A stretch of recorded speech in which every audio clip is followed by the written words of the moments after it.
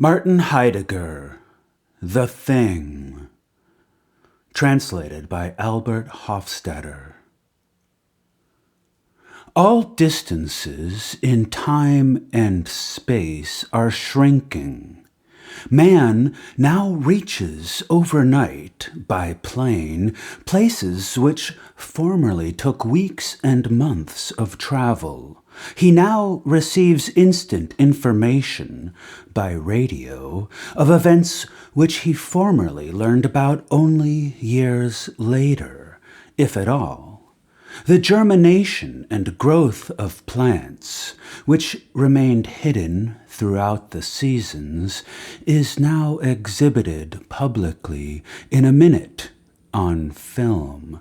Distant sites of the most ancient cultures are shown on film as if they stood this very moment amidst today's street traffic. Moreover, the film attests to what it shows by presenting also the camera and its operators at work. The peak of this abolition of every possibility of remoteness is reached by television, which will soon pervade and dominate the whole machinery of communication. Man puts the longest distances behind him in the shortest time. He puts the greatest distances behind himself, and thus puts everything before himself at the shortest range. Yet the frantic abolition of all distances brings no nearness, for nearness does not consist in shortness of distance. What is least remote from us, in point of distance, by virtue of its picture on film or its sound on the radio, can remain far from us. What is incalculably far from us in point of distance can be near to us. Short distance is not in itself nearness, nor is great distance remoteness. What is nearness if it fails to come about despite the reduction of the longest distances to the shortest intervals? What is nearness if it is even repelled by the restless abolition of distances?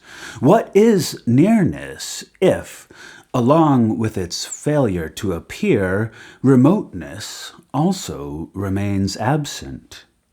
What is happening here when, as a result of the abolition of great distances, everything is equally far and equally near? What is this uniformity in which everything is neither far nor near, is, as it were, without distance? Everything gets lumped together into uniform distancelessness. How? Is not this merging of everything into the distanceless more unearthly than everything bursting apart? Man stares at what the explosion of the atom bomb could bring with it. He does not see that the atom bomb and its explosion are the mere final emission of what has long since taken place, has already happened. Not to mention the single hydrogen bomb whose triggering, thought through to its utmost potential, might be enough to snuff out all life on Earth. What is this helpless anxiety still waiting for, if the terrible has already happened? The terrifying is unsettling. It places everything outside its own nature. What is it that unsettles and thus terrifies? It shows itself and hides itself in the way in which everything presences, namely, in the fact that despite all conquest of distances, the nearness of things remains absent. What about nearness? how can we come to know its nature? Nearness, it seems, cannot be encountered directly. We succeed in reaching it, rather, by attending to what is near. Near to us are what we usually call things. But what is a thing? Man has so far given no more thought to the thing as a thing than he has to nearness. The jug is a thing. What is the jug? We say, a vessel, something of the kind that holds something else within it. The jug's holding is done by its base and sides. This container itself can again be held by the handle. As a vessel, the jug is something self-sustained, something that stands on its own. This standing on its own characterizes the jug as something that is self-supporting or independent. As the self-supporting independence of something independent, the jug differs from an object. An independent, self-supporting thing may become an object if we place it before us, whether in immediate perception or by bringing it to mind in a recollective representation. However, the thingly character of the thing does not consist in its being a represented object, nor can it be defined in any way in terms of the objectness, the over-againstness of the object. The jug remains a vessel, whether we represent it in our minds or not. As a vessel, the jug stands on its own as self-supporting. But what does it mean to say that the container stands on its own? Does the vessel's self-support alone define the jug as a thing? Clearly the jug stands as a vessel only because it has been brought to a stand. This happened during, and happens by means of, a process of setting forth, namely by producing the jug. The potter makes the earthen jug out of earth that he has specially chosen and prepared for it. The jug consists of that earth. By virtue of what the jug consists of, it too can stand on the earth, either immediately or through the mediation of table and bench. What exists by producing is what stands on its own, is self-supporting. When we take the jug as a made vessel, then surely we are apprehending it, so it seems, as a thing, and never as a mere object. Or do we even now still take the jug as an object? Indeed, it is, to be sure, no longer considered only an object of a mere act of representation, but in return it is an object which a process of making has set up before and against us. Its self-support seems to mark the jug as a thing, but in truth, we are thinking of this self-support in terms of the making process. Self-support is what the making aims at. But even so, the self-support is still thought of in terms of objectness, even though the over-againstness of what has been put forth is no longer grounded in mere representation, in the mere putting it before our minds. But from the objectness of the object, and from the product's self-support, there is no way that leads to the thingness of the thing. What in the thing is thingly? What is the thing in itself? We shall not reach the thing in itself until our thinking has first reached the thing as a thing.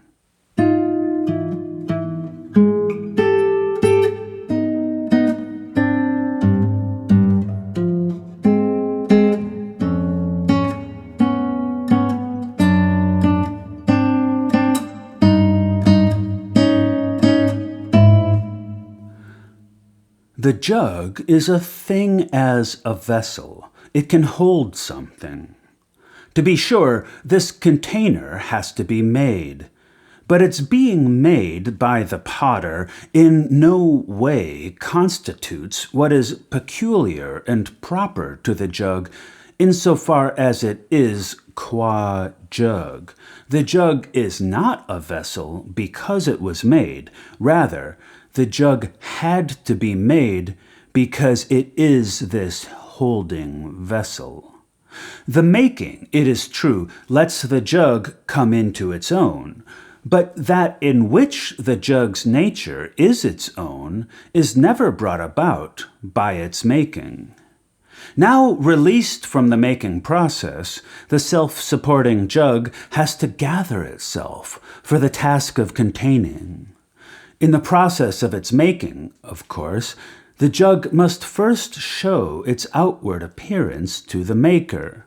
But what shows itself here, the aspect, the eidos, the idea, characterizes the jug solely in the respect in which the vessel stands over against the maker as something to be made. But what the vessel of this aspect is as this jug, what and how the jug is as this jug thing, something we can never learn, let alone think properly, by looking at the outward appearance. The idea. That is why Plato, who conceives of the presence of what is present in terms of the outward appearance, had no more understanding of the nature of the thing than did Aristotle and all subsequent thinkers. Rather, Plato experienced, decisively indeed for the sequel, everything present as an object of making, instead of object as that which stands before, over against, opposite us. We use the more precise expression, what stands forth. In the full nature of what stands forth, a twofold standing prevails. First, standing forth has the sense of stemming from somewhere, whether this be a process of self-making or of being made by another. Secondly, standing forth has the sense of the made things standing forth into the unconcealedness of what is already present. Nevertheless, no representation of what is present, in the sense of what stands forth and of what stands over against as an object, ever reaches to the thing qua thing. The jug's thingness resides in its being qua vessel. We become aware of the vessel's holding nature when we fill the jug. The jug's bottom and sides obviously take on the task of holding, but not so fast. When we fill the jug with wine, do we pour the wine into the sides and bottom? At most, we pour the wine between the sides and over the bottom. Sides and bottom are, to be sure, what is impermeable in the vessel, but what is impermeable is not yet what does the holding. When we fill the jug, the pouring that fills it flows into the empty jug. The emptiness, the void, is what does the vessel's holding. The empty space, this nothing of the jug, is what the jug is as the holding vessel. But the jug does consist of sides and bottom. By that of which the jug consists, it stands. What would a jug be that did not stand? At least a jug manqué, hence a jug still, namely one that would indeed hold, but that, constantly falling over, would empty itself of what it holds. Only a vessel, however, can empty itself. Sides and bottom, of which the jug consists, and by which it stands, are not really what does the holding. But if the holding is done by the jug's void, then the potter who forms sides and bottom on his wheel does not, strictly speaking, make the jug. He only shapes the clay. No, he shapes the void. For it, in it, and out of it, he forms the clay into the form. From start to finish, the potter takes hold of the impalpable void and brings it forth as the container in the shape of a containing vessel. The jug's void determines all the handling in the process of making the vessel. The vessel's thingness does not lie at all in the material of which it consists, but in the void that holds. And yet, is the jug really empty? Physical science assures us that the jug is filled with air, and with everything that goes to make up the air's mixture. We allowed ourselves to be misled by a semi-poetic way of looking at things when we pointed to the void of the jug in order to define its acting as a container. But as soon as we agreed to study the actual jug scientifically in regard to its reality, the facts turn out differently. When we pour wine into the jug, the air that already fills the jug is simply displaced by a liquid. Considered scientifically, to fill a jug means to exchange one filling for another. These statements of physics are correct. By means of them, science represents something real, by which it is objectively controlled. But is this reality the jug? No. Science always encounters only what its kind of representation has admitted beforehand as an object possible for science. It is said that scientific knowledge is compelling. Certainly, but what does its compulsion consist in? In our instance, it consists in the compulsion to relinquish the wine-filled jug and to put in its place a hollow within which a liquid spreads. Science makes the jug thing into a non-entity in not permitting things to be the standard for what is real. Science's knowledge, which is compelling within its own sphere, the sphere of objects, already had annihilated things as things long before the atom bomb exploded. The bomb's explosion is only the grossest of all gross confirmations of the long since accomplished annihilation of the thing. The confirmation that the thing as a thing remains nil, the thingness of the thing remains concealed, forgotten. The nature of the thing never comes to light. That is, it never gets a hearing. This is the meaning of our talk about the annihilation of the thing. That annihilation is so weird because it carries before it a twofold delusion.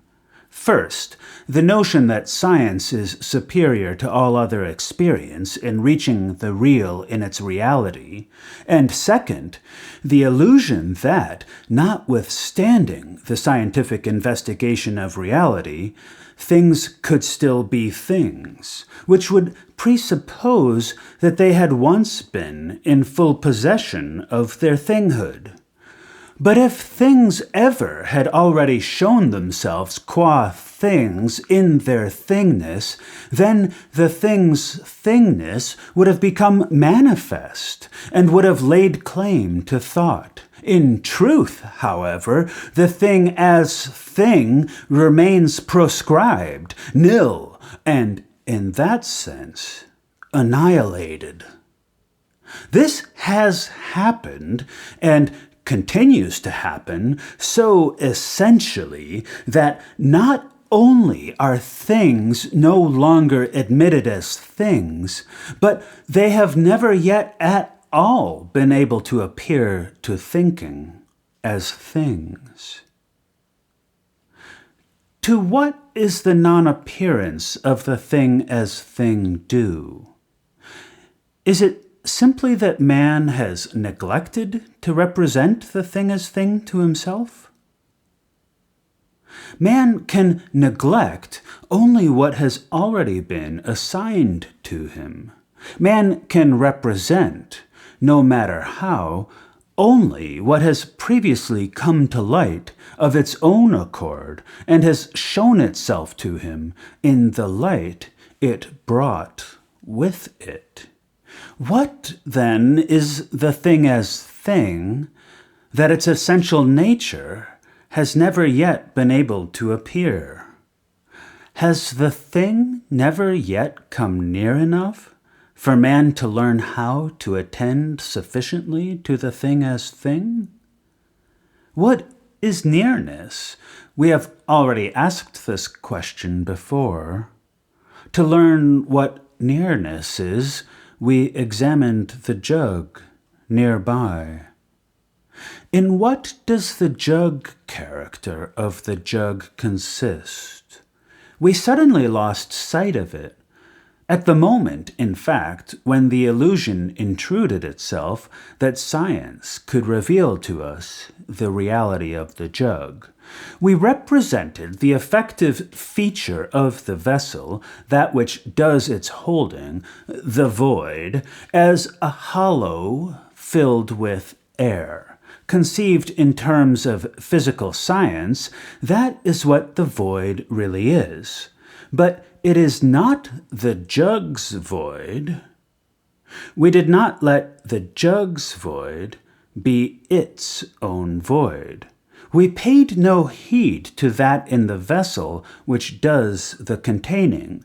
We have given no thought to how the containing itself goes on. Accordingly, even what the jug contains was bound to escape us. In the scientific view, the wine became a liquid, and liquidity, in turn, became one of the states of aggregation of matter, possible everywhere. We failed to give thought to what the jug holds and how it holds. How does the jug's void hold? It holds by taking what is poured in. It holds by keeping and retaining what it took in. The void holds in a twofold manner, taking and keeping.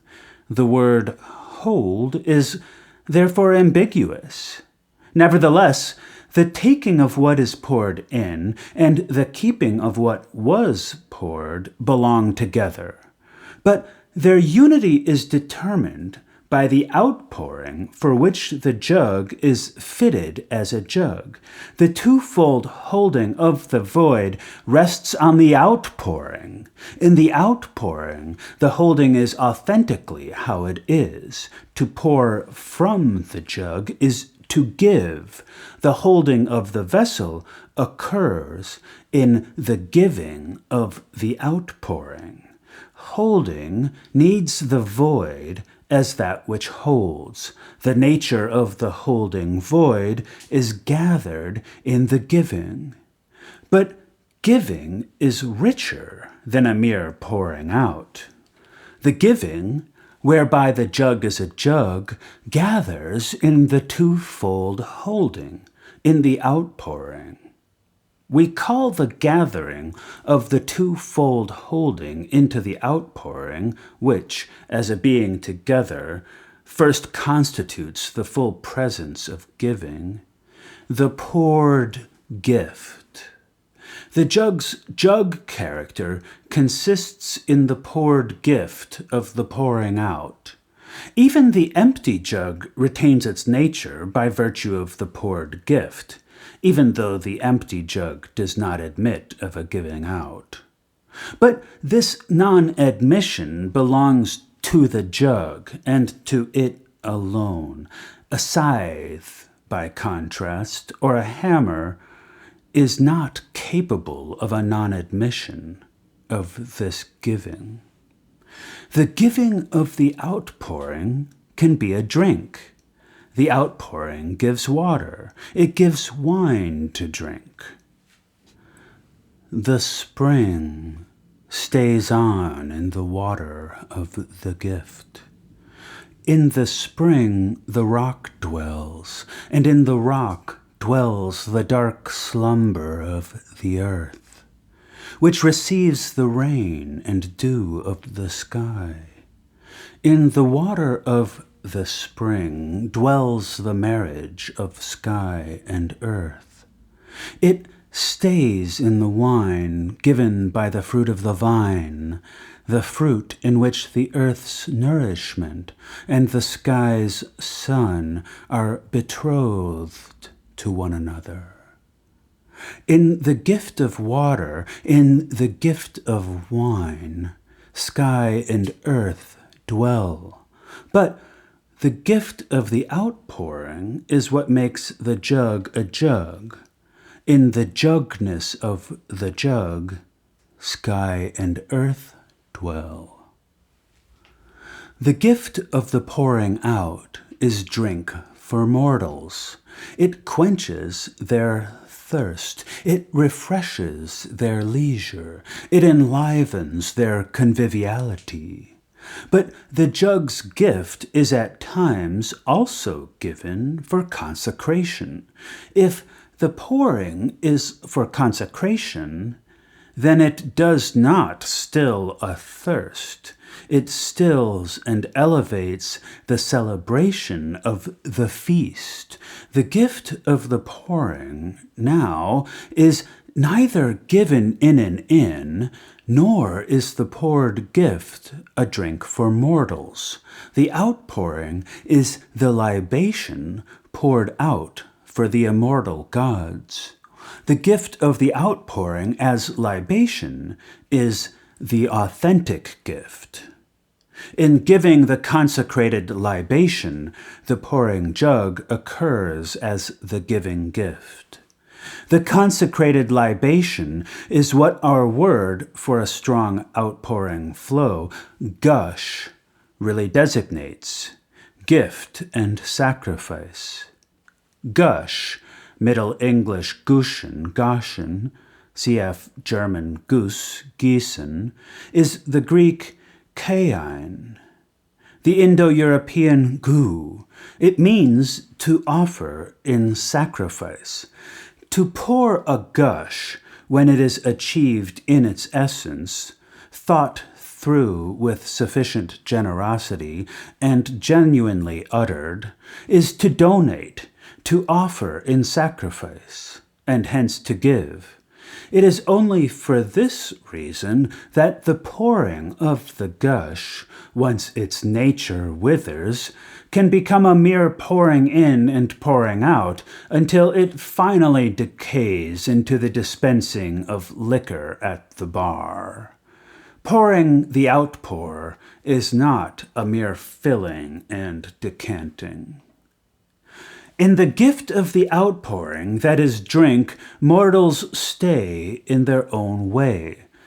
In the gift of the outpouring, that is a libation, the divinities stay in their own way.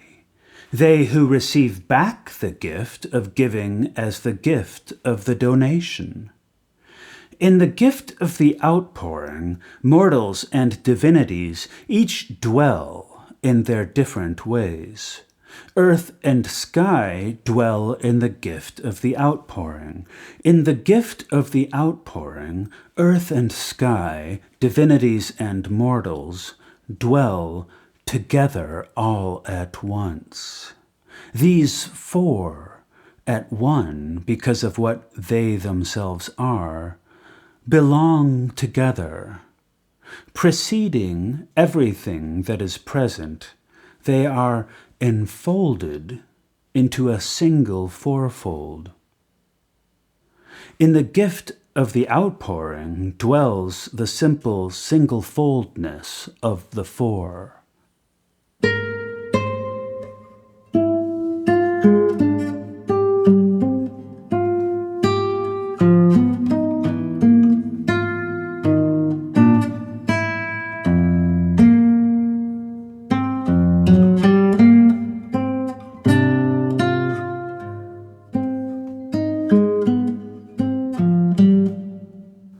The gift of the outpouring is a gift because it stays earth and sky, divinities and mortals. Yet staying is now no longer the mere persisting of something that is here.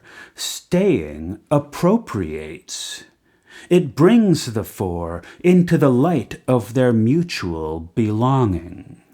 From out of staying's simple one-foldness, they are betrothed, entrusted to one another.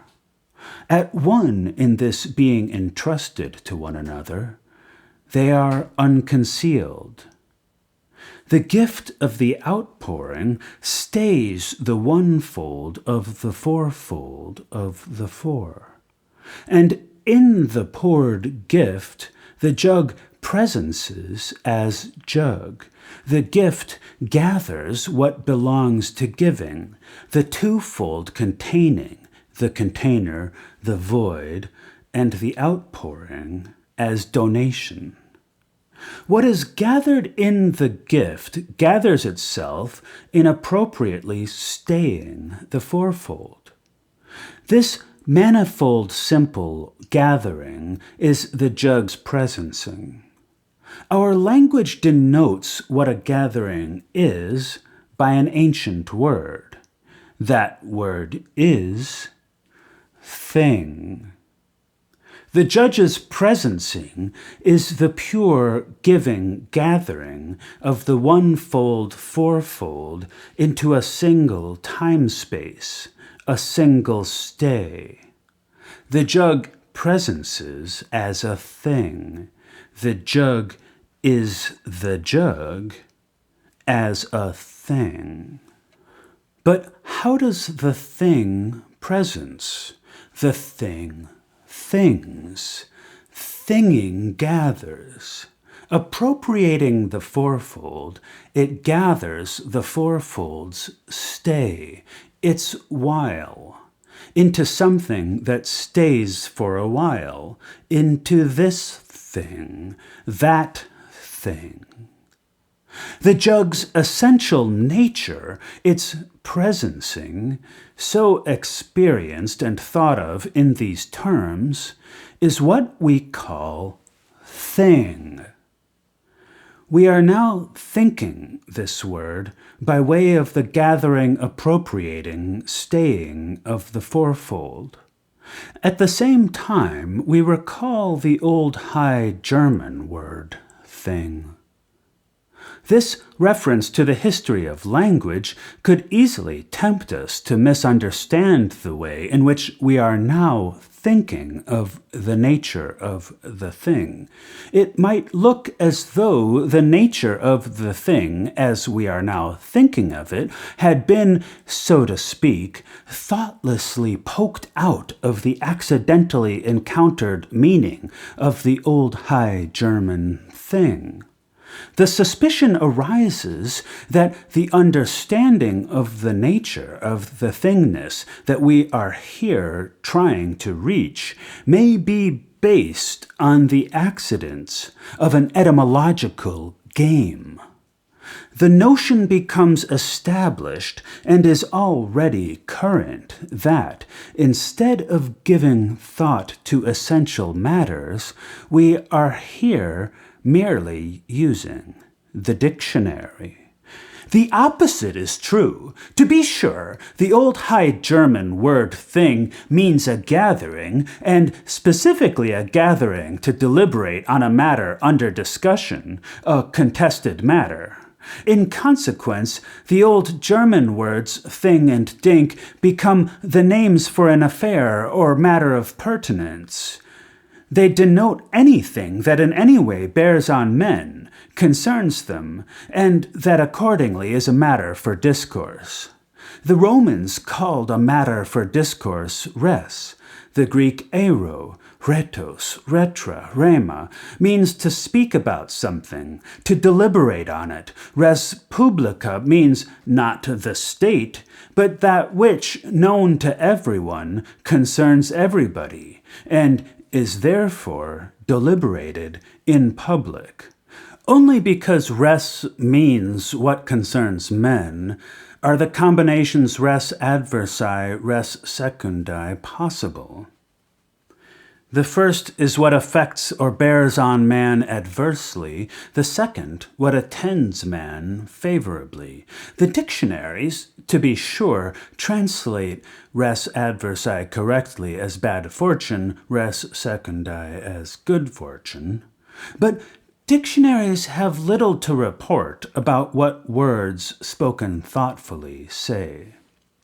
The truth, then, here and elsewhere, is not that our thinking feeds on etymology, but rather that etymology has the standing mandate first to give thought to the essential content involved in what dictionary words, as words, denote by implication. The Roman word res designates that which concerns somebody, an affair, a contested matter, a case at law. The Romans also use for it the word causa. In its authentic and original sense, this word in no way signifies cause. Causa means the case, and hence also that which is the case, in the sense that something comes to pass and becomes due. Only because causa, almost synonymously with res, means the case, can the word causa later come to mean cause, in the sense of the causality of an effect. The old German word thing or dink, with its meaning of a gathering specifically for the purpose of dealing with a case or matter, is suited as no other word to translate properly the Roman word res, that which is pertinent, which has a bearing. From that word of the Roman language, which there corresponds to the word res, from the word causa in the sense of case, affair, matter of pertinence, there develop in turn the Romance la causa and the French la chose. We say the thing. In English, thing has still preserved the full semantic power of the Roman word. He knows his things. He understands the matters that have a bearing on him. He knows how to handle things. He knows how to go about dealing with affairs, that is, with what matters from case to case. That's a great thing. That is something grand, fine, tremendous, splendid, something that comes of itself and bears upon man. But the decisive point now is not at all the short semantic history here given of the words res, ding, causa, cosa, chose, and thing, but something altogether different, to which no thought whatever has hitherto been given. The Roman word res denotes what pertains to man, concerns him and his interests in any way or manner. That which concerns man is what is real in res. The Roman experience of the realitas of res is that of a bearing upon, a concern.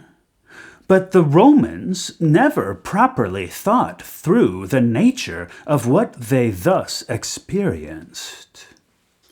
Rather, the Roman realitas of res is conceived in terms of the meaning of own, which they took over from the Greek philosophy. Own, Latin ens, means that which is present in the sense of standing forth here. Res becomes ens, that which is present in the sense of what is put here, put before us, presented. The peculiar realitas of res, as originally experienced by the Romans, a bearing upon or concern, i.e., the very nature of that which is present, remains buried. Conversely, in later times, especially in the Middle Ages, the term res serves to designate every ens qua ens. That is, everything present in any way whatever, even if it stands forth and presences only in mental representation as an ens rationis. The same happens with the corresponding term thing or dink, for these words denote anything whatever that is in any way. Accordingly, Meister Eckhart uses the word thing, dink, for God as well as for the soul. God is, for him, the highest and uppermost thing. The soul is a great thing. This master of thinking in no way means to say that God and the soul are something like a rock, a material object. Thing is here the cautious and abstemious name for something that is at all. Thus, Meister Eckhart says, adopting an expression of Dionysius the Areopagite, Du minne ist der Natur, das sie den Menschen wandelt in die Dink, die minnet.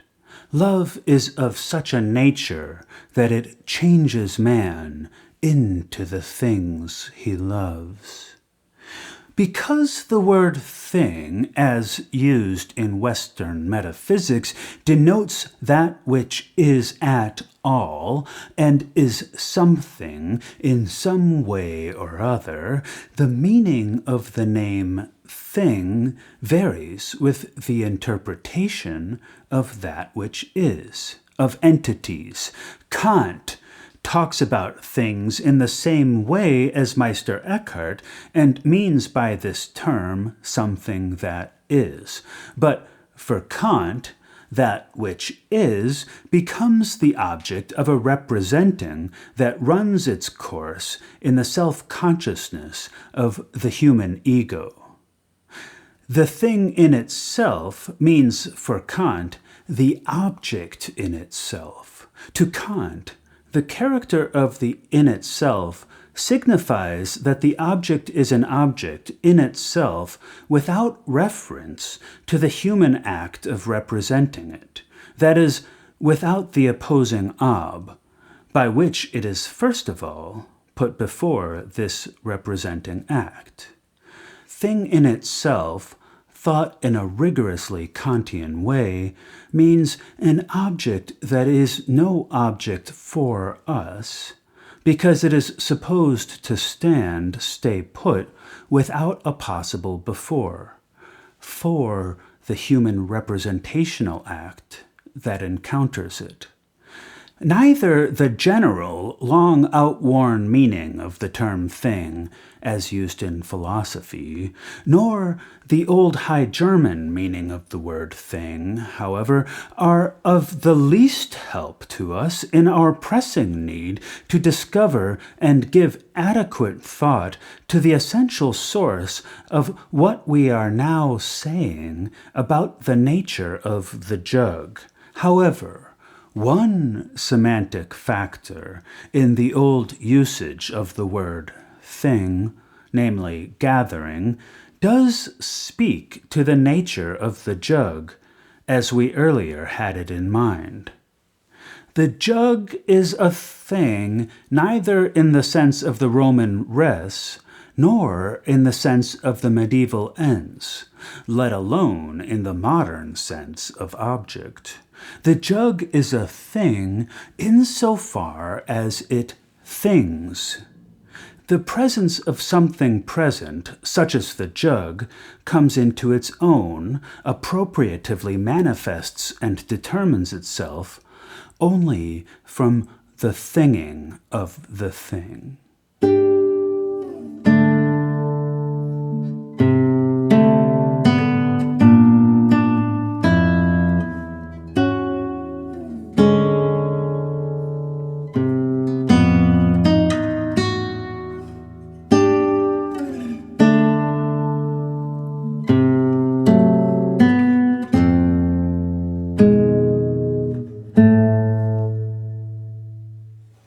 Today, everything present is equally near and equally far. The distanceless prevails, but no abridging or abolishing of distances brings nearness. What is nearness? To discover the nature of nearness, we gave thought to the jug nearby. We have sought the nature of nearness and found the nature of the jug as a thing. But in this discovery, we also catch sight of the nature of nearness. The thing things. In thinging, it stays earth and sky, divinities and mortals. Staying, the thing brings the four, in their remoteness, near to one another. This bringing near is nearing. Nearing is the presencing of nearness. Nearness brings near, draws nigh to one another, the far, and indeed, as the far. Nearness preserves farness. Preserving farness, nearness presences nearness in nearing that farness. Bringing near in this way, nearness conceals its own self and remains in its own way nearest of all. The thing is not in nearness, in proximity, as if nearness were a container. Nearness is at work in bringing near, as the thinging of the thing.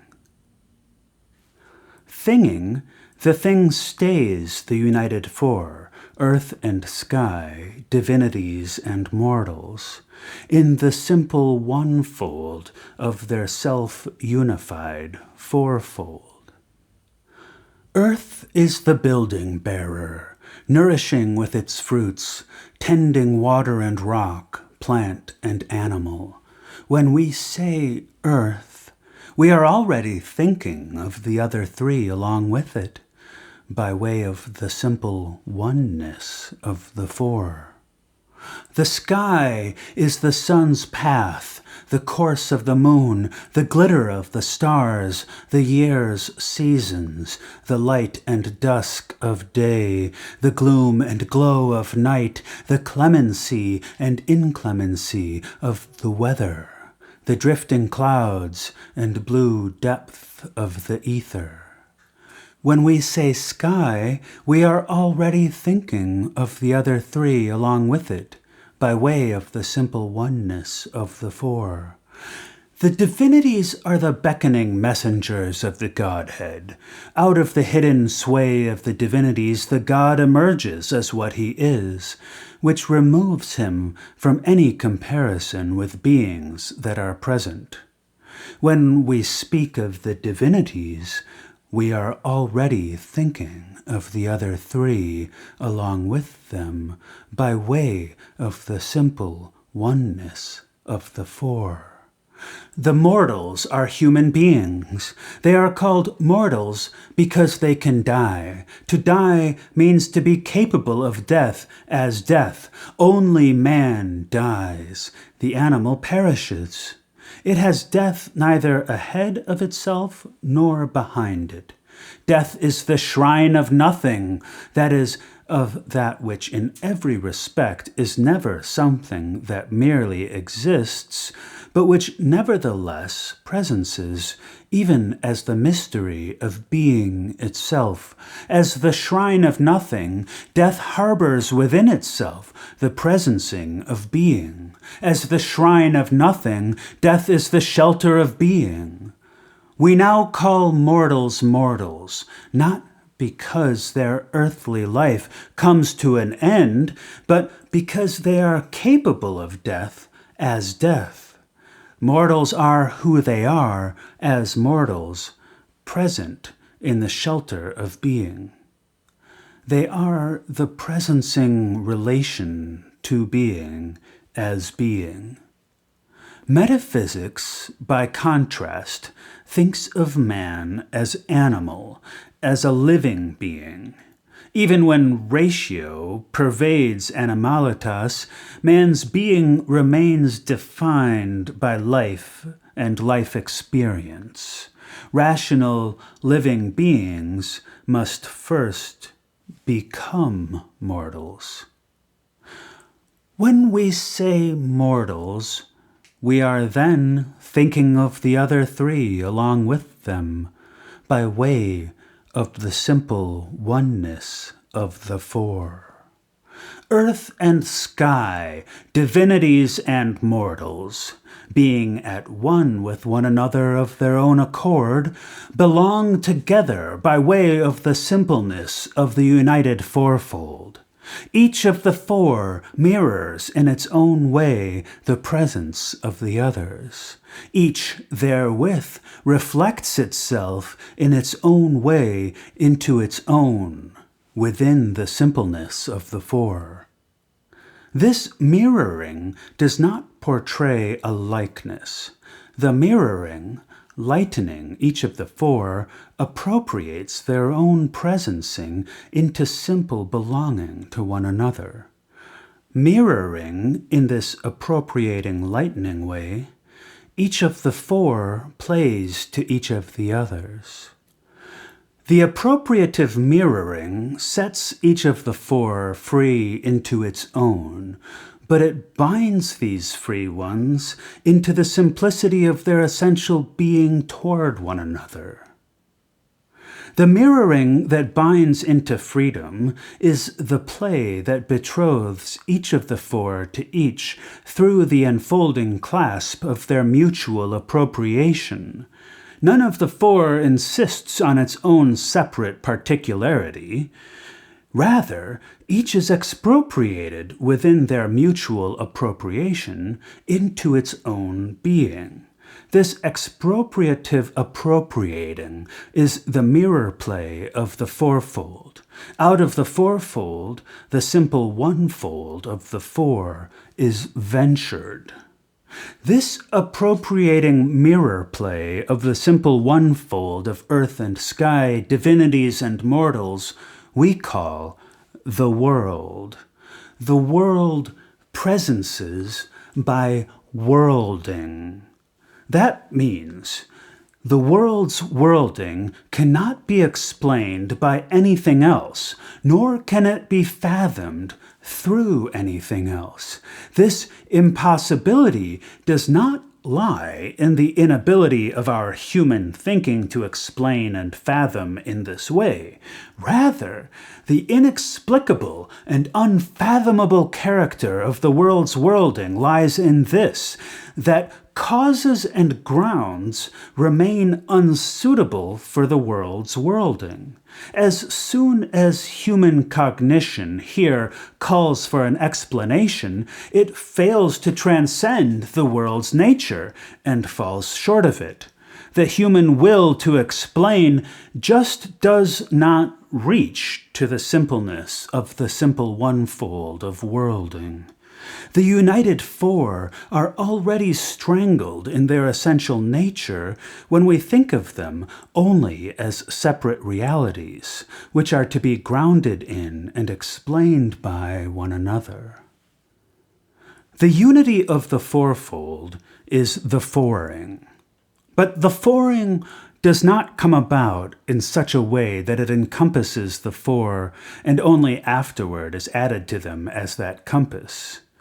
Nor does the fouring exhaust itself in this, that the four, once they are there, stand side by side singly.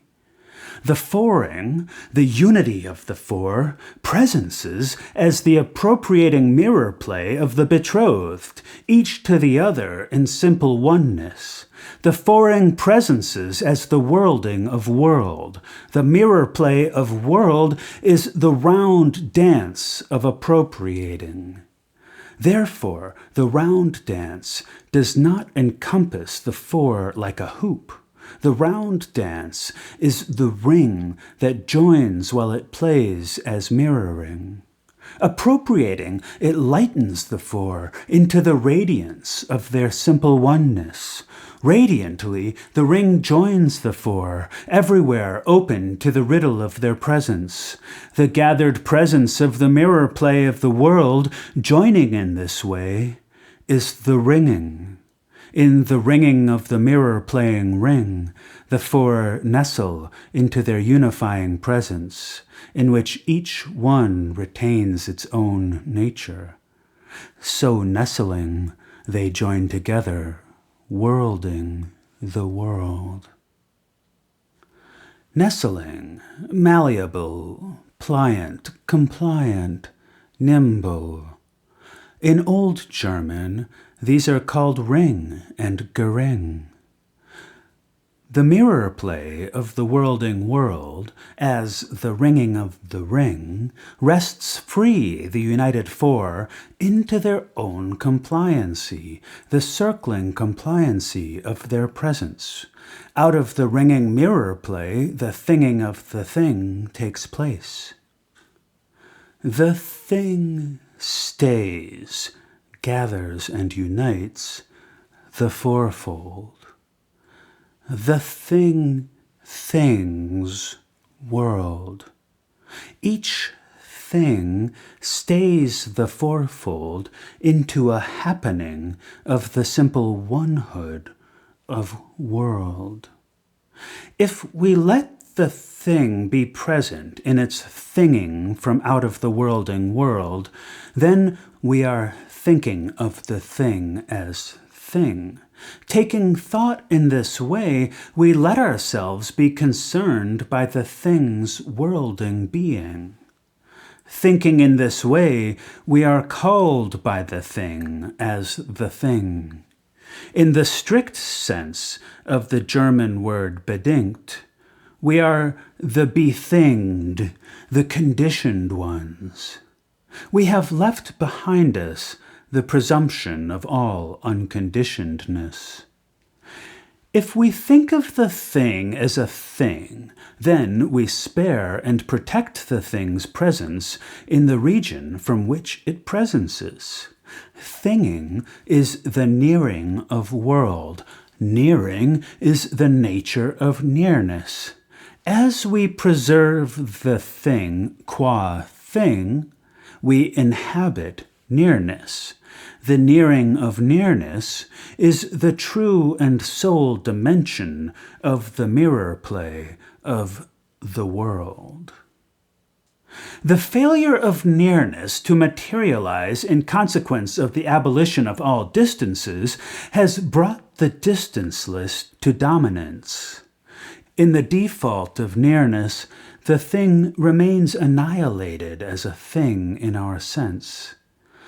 But when and in what way do things exist as things? This is the question we raise in the midst of the dominance of the distanceless.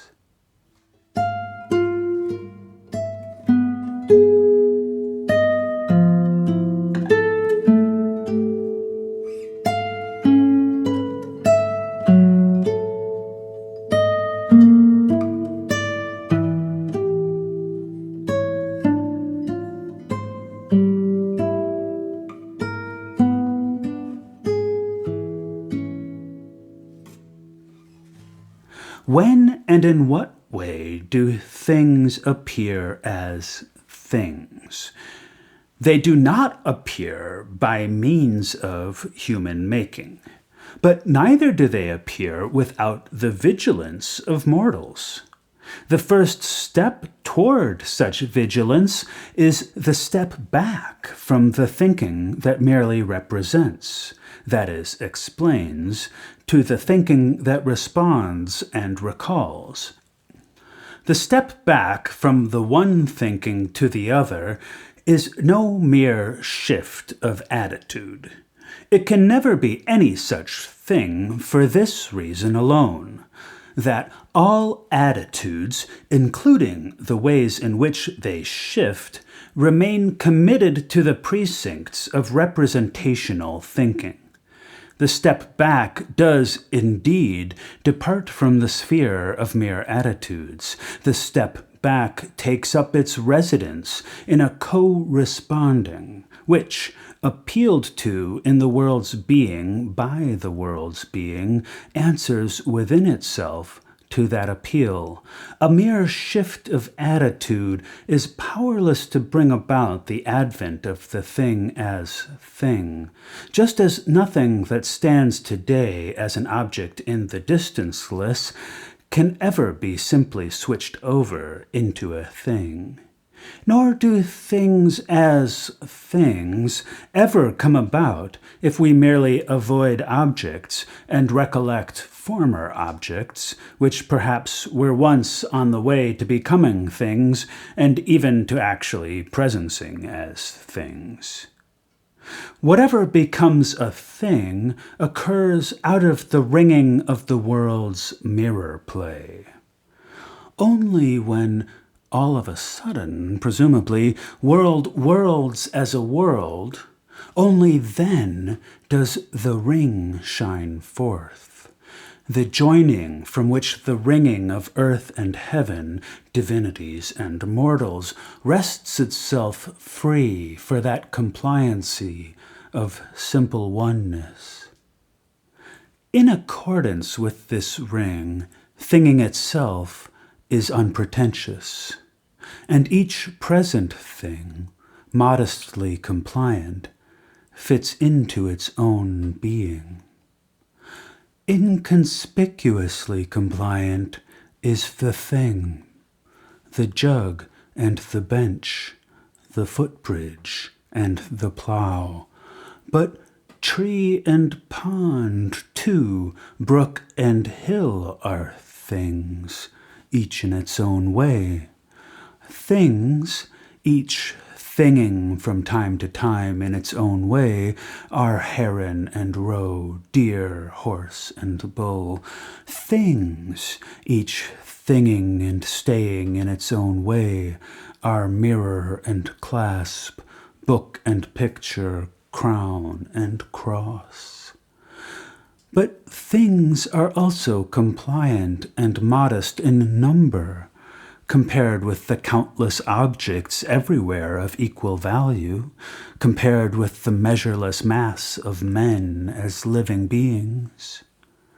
Men alone, as mortals, by dwelling, attain to the world as world. Only what conjoins itself out of world becomes a thing.